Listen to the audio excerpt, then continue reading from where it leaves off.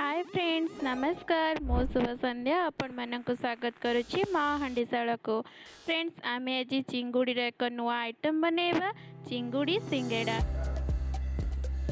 इठी मुझे गोटे कप मैदा नहीं तेल लुण कला जीरा और पानी नहीं। इठी मु गोटे बाउल नौ बाउल गोटे कप मैदा नेबी स्वाद अनुसार लुण 2 चम्मच तेल किछि कला जीरा दे भलसे हमें गोले नेबा।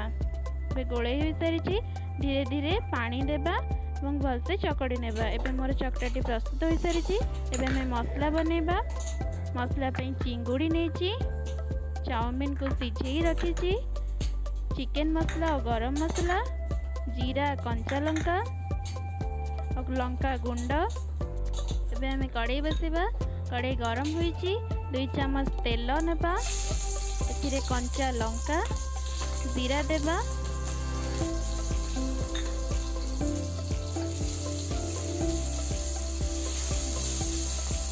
काटी रखिथिबा पियाज गुडी को देबा एवं पियाज गुडी को ब्राउन होता पर्यंत फ्राई करनेबा। ते पियाज गुडी को ब्राउन हो सारी एथिरे छेची रखिथिबा अदा रसुन को देबा।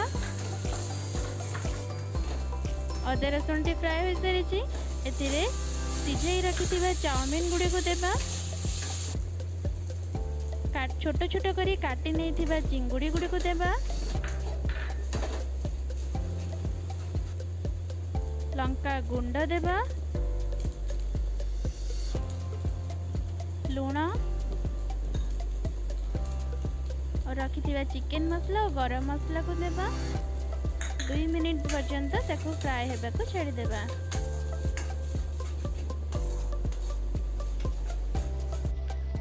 एबे मसला टी होई सारची। एबे ताको हमें ठंडा हेबा पे देबा।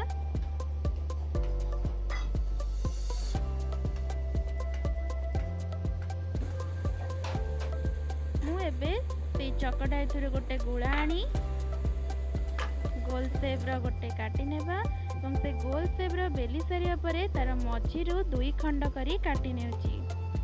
देखि परथिबे तार मझीरु 2 खंड करी काटी नेउची और ताकू हाथ रे में धरी की तार गोटे साइड को भांगी रे पानी टिके देबा। पानी दे तार आर साइड को पानी दे ता मुहटी को भलसे चापी नेबा।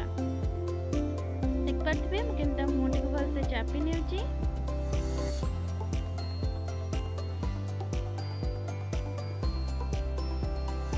मसला टी को देबा। मसला टी को देई ता मुह को भलरे चापी नेबे। देखि पारुथिबे भलसे ता मुह को चापी नेबे सेमिति तेल रेटा न फिटी जिवो। के पानी देई चापी नेबे। एबे मोर सिंगड़ा उडी को बनी जायछि। एबे तेल बसेबा। तेल टी को हल्का गरम करिवे बेसी गरम करिवेनी।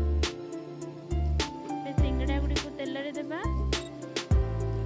देख परथिबे से मोर सिंगड़ा गुडी को 2 पट भलसे फ्राई हो सारी। फ्राई पे मते 5 ରୁ 10 मिनिट लागि थाए। एबे मोर सिंगड़ा टी भलसे फ्राई हो सारी। एबे हमर क्रिस्पी टेस्टी चिंगुड़ी सिंगड़ा टी बनि के रेडी हो सारी।